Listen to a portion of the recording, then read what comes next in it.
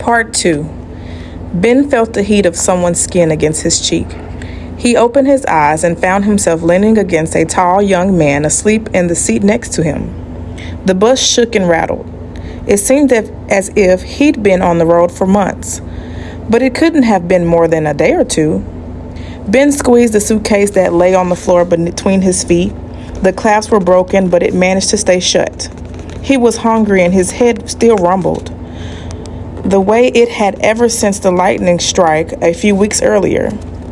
As the world sped by the dirty bus window, Ben rubbed the smooth silver locket between his fingers. He was happy to have around his neck again.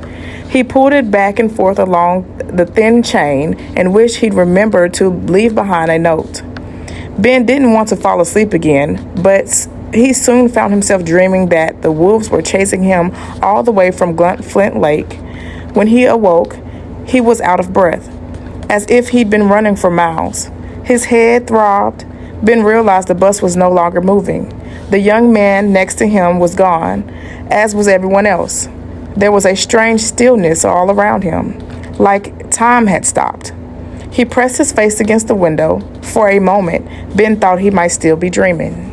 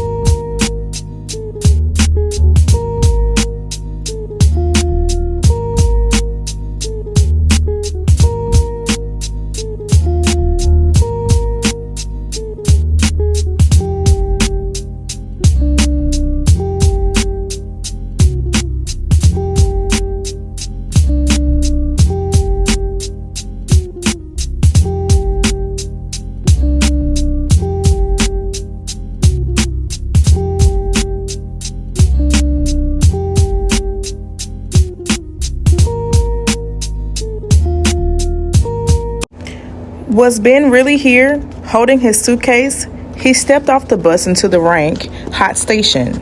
His legs felt wobbly, as if he were standing in a canoe. How long had he been on the bus? A clock on the wall said 9:30, but there was no windows in the station, so he didn't know if it was 9:30 in the morning or in the evening. He followed a crowd through a vast gray and red spaces of the station. Everything was lit by dingy fluorescent bulbs, half of which were broken or flickering. They made Ben's eyes hurt. The filthy floor stretched on forever. Along the walls, ragged people lay curled up on unfolded cardboard boxes. It was so quiet. And then Ben remembered that he still couldn't hear. The doctors had said his hearing might return. They ran so many tests in the hospital and discovered the lightning had damaged his eardrum. Ben looked down at the silent shoes in the station and up at the silent mouths. What would life be like if his hearing never came back? He followed the rush of people around the corners and down escalators until they all came to a set of big glass doors leading outside into the bright light of the morning.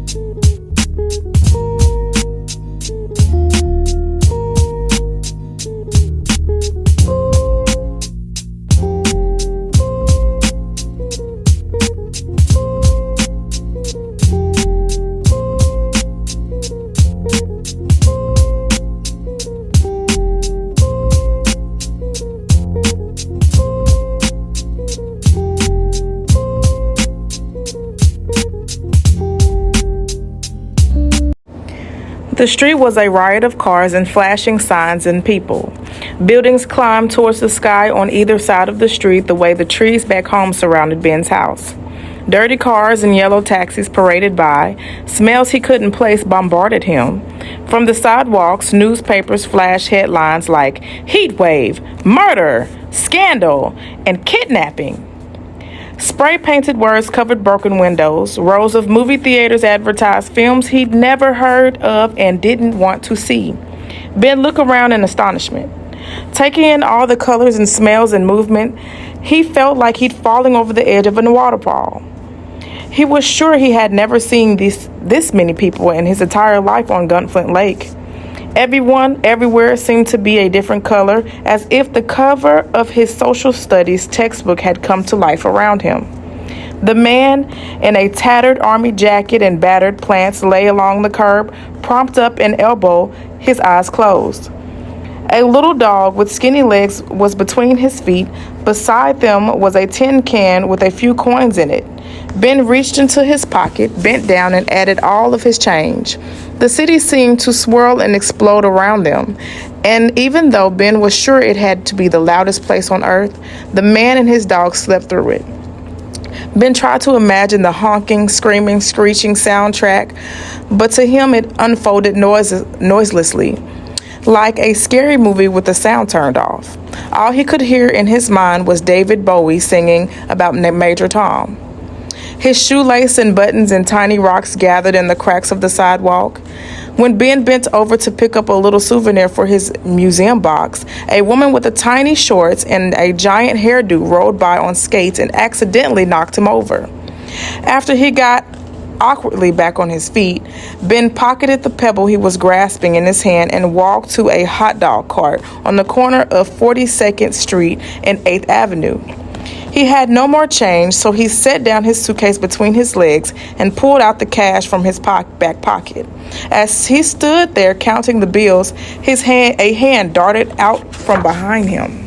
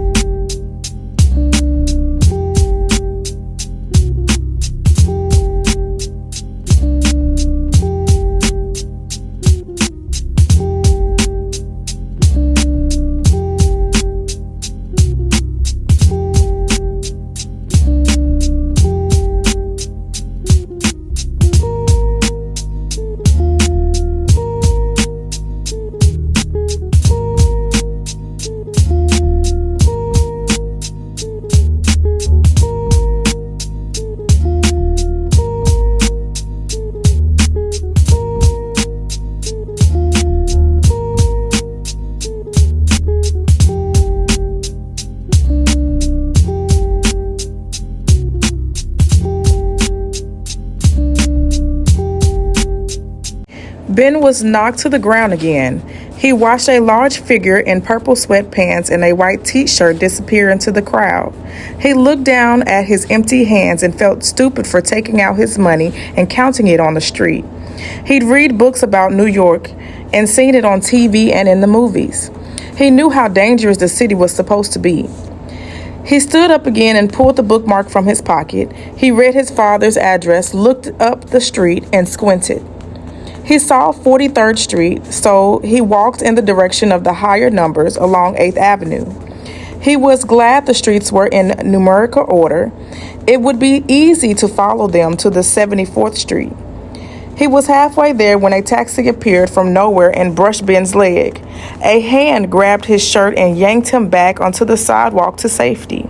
It belonged to a woman with a blue kerchief tied around, pink curlers in her hair. She shook her finger in Ben's face.